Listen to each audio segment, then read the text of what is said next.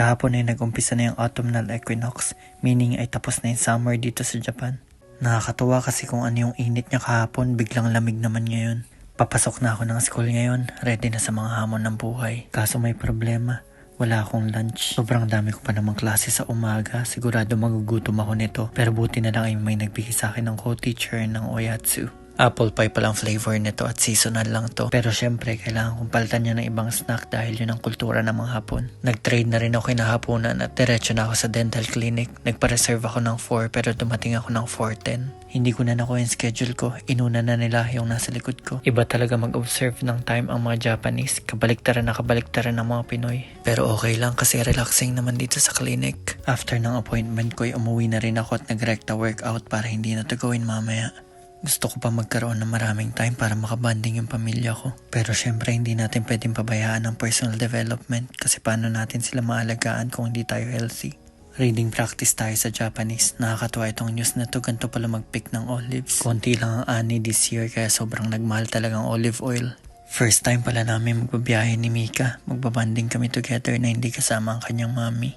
Bibili lang kami ng garlic para dun sa tonic drink na gagawin natin. Sa sobrang concern ko kay Mika ay nakalimutan kong lumiko dun sa lilikuan ko. Kaya naghanap na lang ako ng ibang grocery na malapit. Kahit ang mga riders dito sa Japan ay hindi pasaway. Gumigilid lang sila kapag nasa traffic light pero rest of the time di sila nag-overtake. Kahit nasa probinsya kami, 24 hours ang drugstore at ang mga convenience store. Kabi-kabila ang mga convenience store dito. May Family Mart, Ministop, Lawson, 7-Eleven at iba pa. Natutuwa ako, excited si Mika bumaba at papasok na kami sa grocery store. Napansin ko ang bilis lumaki ni Mika kasi yung pag-unbuckle ko ng seatbelt niya, ang sikip na sa kanya. Isinakay ko lang siya dito sa Ergo Baby na pamana ng aking sister-in-law. Suwabeng-suwabe ang pagka-buzzcut ni Mika. Hindi pa nakakatayo, mukha ng basketball player. Pero cute na cute yan, para sa akin. Nagkalat yung mga discounted products nila dito pero sabi nila dapat i-check mo yung expiry date. Kagaya nito, mura lang pero 2 months na lang expired na. Kaya pala tahimik si Mika, nag-e-enjoy sa kanya man nakikita. Mapatayo lang ako ng 3 seconds, gusto niya maglalakad na ako ulit. Siguro amazed siya sa mga na-observe niya no, kasi lahat first time. Bulto-bulto ng tinitinda dito yung mga dessert para mabenta lang pero masasarap yan. Nag-retire na kasi ako sa ganyan pero dati minumukbang ko yan off-cam.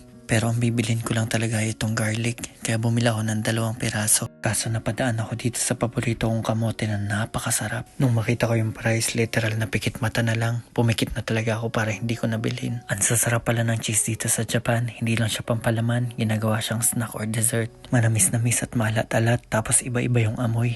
Napakasarap talaga. Sabi ko bawang lang bibilin ko pero napabili ako ng isang chichirya para sa misis ko. Okay na yun para may pasalubong tayo sa kanya. Dali-dali ko ng sinitbelt si Mika para makauwi na kami. Yung mga baby nyo ba pareho kay Mika? Kapag nakastop kami umiiyak, tapos kapag umandar na tumatahan. Gustong gusto talaga ni Mika na nayuyug-yug. Pachinko pala ang tawag dyan. Marami na yan sinirang buhay. Ikikwento ko sa inyo minsan yan. May katrabaho ako na araw-araw pumupunta dyan. Tapos, napafocus ka naman. Basta chismisan talaga. So eto na nga.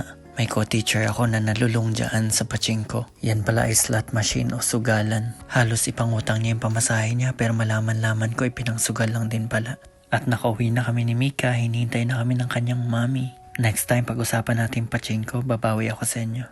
Nagulat ako sa mga design ng asawa ko sa Halloween, pang haunted house talaga. Medyo counterproductive kasi ang mga estudyante niya ay mga bata. Pero let's see, nasa trial and error stage pa lang naman kami. Nakakatawa si Mika kasi ang behave lang niya sa biyahe. Tapos masaya siya nakita si mami niya. Nakakatawa kargahin si Mika kasi para lang siyang clay, parang walang mga buto. Feeling ko nag-enjoy naman siya pero kailangan na namin pumasok dahil bus time na niya. In-enjoy lang namin itong mga bagong design ng misis ko saglit sa Halloween. Kung kayo ba ang bata, matutuwa kayo sa ganito kalaking gagamba. Siguro yung mga lalaki, pero yung mga babae baka matakot. Mabuti na lang at hindi umiilaw ang mata nito. Yung mga gantong gagamba mukhang may rabies. Ang haba pa ng mga galamay niya. Pagdating namin ay ready na yung dinner na niluto ng misis ko. Ground beef at mixed vegetable. Sinimplahan lang pero napakasarap. Sasabayan natin yan ng freshly cooked na kanin. Nice combo talaga. Onting rice lang tayo ngayon dahil gabi na. Buhusan lang natin ang napakasarap na ulam. Parang naging obento na talaga to. Yung misis ko malakas magkanin, ako naman malakas mag-ulam, kaya it's a tie. Budburan pa natin ang pampalasa, ang ground paminta. Napakasarap niyan kapag hinalo mo na. Ingat ka lang dun sa side na pagbubuksan mo kasi nabiktima na ako nito. One time curry yung ulam tapos yung kabilang side yung nabuksan ko. parang curry na yung naging sahog dun sa paminta. At lantakan na natin tong napakasarap na ground beef at mixed veggies with rice. Ang sarap talaga ng buhay kapag simpleng mga bagay lang ini-enjoy natin. Kaya naman ang lesson for today ay life is a matter of perspective. Kahit anong estado pa natin sa buhay ay pwede tayo maging masaya kung gugustuhin natin. In the same way, pwede rin tayo malungkot na malungkot kung palagi tayo magpapa-victim. Kaya wag na nating hintayin yung perfect moment sa buhay natin. Ngayon pa lang maging masaya na tayo. Kung healthy ka, maging masaya ka. Tandaan natin na desisyon natin kung magiging masaya o malungkot tayo sa buhay. Kaya natin to. Yun lang. Bye!